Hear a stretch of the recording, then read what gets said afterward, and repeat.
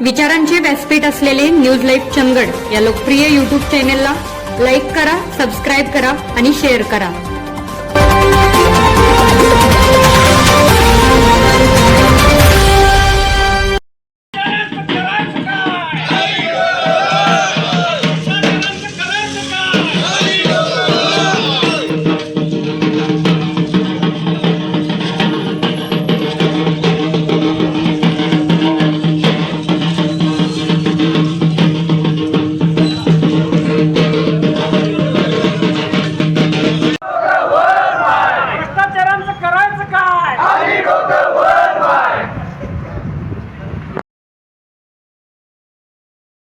समस्त कोवाड ग्रामस्थांच्या वतीनं जो बंद ठेवण्यात आला तो प्रशासनाच्या केवळ दिरंगाईमुळे आज ही कोवाड करारावरनं वेळ आलेली आहे। आम्ही जवळपास गेले 4-5 महिने आम्ही सगळी गावकरी मिळून पंचायत समितीला तक्रार केली। त्यामध्ये भ्रष्टाचार जो ग्रामपंचायतीमध्ये झाला त्याचे पुरावे सुद्धा आम्ही त्यांच्याकडे दिलेले आहेत। त्या पुराव्यांची आणि सगळ्या कागदपत्रांची चौकशी करून त्यांनी एक अहवाल तयार केला आणि तो अहवाल आमच्याकडे आज प्रशासनाने दिलेला आहे। बीडीओ मॅडम होत्या, पंचायत समिती सदस्य होत्या, जिल्हा परिषद सदस्य होत्या। त्या सर्वांच्या समोर ग्रामपंचायतीमध्ये भ्रष्टाचार झाला हे उघड झालेलं आहे आणि त्या अहवालात सुद्धा तशा त्रुटी त्यांनी नमूद केलेल्या आहेत। त्या अहवालावर पुढील कार्यवाही व्हावी यासाठी आम्ही हे सगळं बंद वगैरे आंदोलन पुकारलेलं होतं। आज प्रशासनाने येऊन आम्हाला योग्य ते मार्गदर्शन केलं आणि त्यासंबंधी जी कारवाई होणार आहे ती 100% आम्ही करणार अशी खात्री दिलेली आहे। त्यामुळे आम्ही हा बंद किंवा आंदोलन तात्पुरतं स्थगित केलेलं आहे।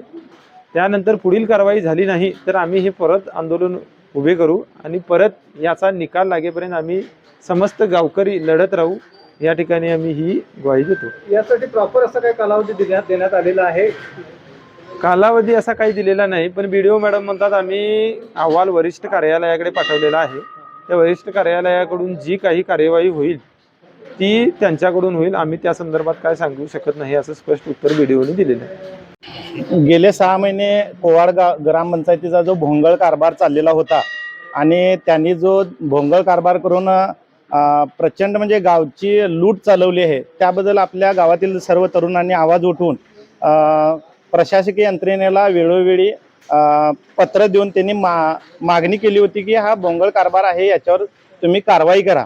पण प्रशासन इतकं दिरंगाई करील हे आम्हाला शाश्वतीच आहे, कारण का प्रशासन पडदिशी कारवाई करत नाही हे जनता बघत आहे। मग कोवाड गावातील आरोग्य समस्या असतील, मराठी शाळेतील अवस्था असेल, कचरा कुंड्या असतील, असे बरेचसे प्रश्न आहेत। ह्याच्यात मोठ्या प्रमाणात भ्रष्टाचार झाला आहे। आज वास्तविक बीडीओ मॅडम वगैरे सगळे प्रशासकीय अधिकारी इथं गाव बंदची हाक पुकारल्यानंतर जेव्हा सर्व पत्रव्यवहार करून आपल्या गावातील तरुण कंटाळले, त्यावेळेला शासकीय यंत्रणेला आम्ही आंदोलन म्हणजे गाव बंद आंदोलन करू असं गाव बंद केल्यानंतर त्यांना जाग आली आणि आज ते सर्व शासकीय अधिकारी कोवाडमध्ये उपस्थित झाले। याच्या आधीच त्यांनी हे करायला पाहिजे होतं, पण त्यांनी केले नाहीत आणि आज शासकीय अधिकारी येऊन सुद्धा आज जे प्रशासक म्हणून आहेत, सरपंच किंवा ती बॉडी आहे ती त्यांना पण जुमानत नाही असं आम्हाला वाटतंय, कारण का आज त्यांनी उपस्थित राहायला पाहिजे होतं।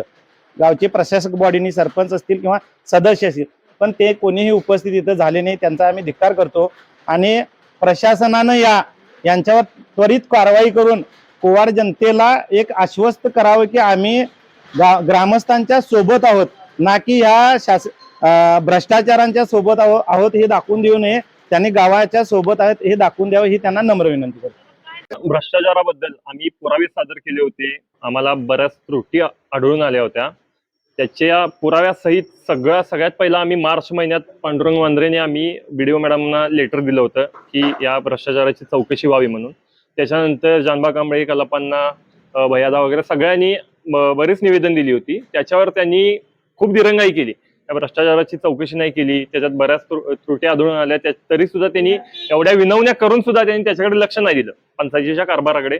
आणि या सगळ्यांचा बुरदंड म्हणून गावच्या व्यवस्थेला मार बसला होता। पाणी नव्हतं, कचरा व्यवस्थापन नव्हतं, गटरींची साफसफाई नाही आहे, असे बरेच मुद्दे होते।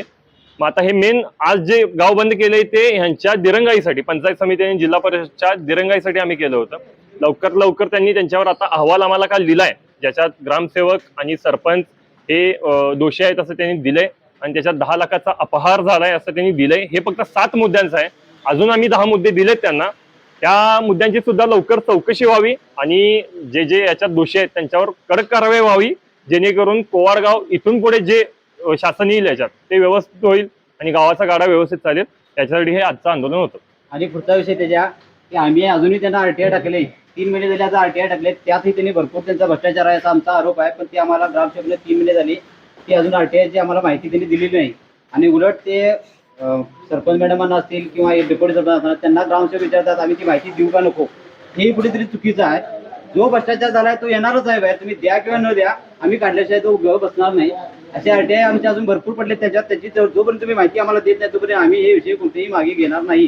जेवढे भ्रष्टाचार झालाय तेवढा काढल्याशिवाय आम्ही शांत बसणार नाही. आम्ही गावकरी आहे, सुज्ञ नागरिक आहे, त्यामुळे आम्ही आरटीआय टाकून घेतोय. आम्ही तुमच्यावर आरोप असे करत नाही, आम्ही कागदोपत्रीच आरोप करतोय. त्यामुळे तुम्हाला त्या सगळ्या गोष्टींची उत्तरं देऊन त्याच्यात जो योग्य काम गावासाठी करायचं ते तुम्ही केलं पाहिजे, हाच आमचा त्याच्या मागचा उद्देश आहे. अच्छा, प्रशासनाकडून आता जे गाव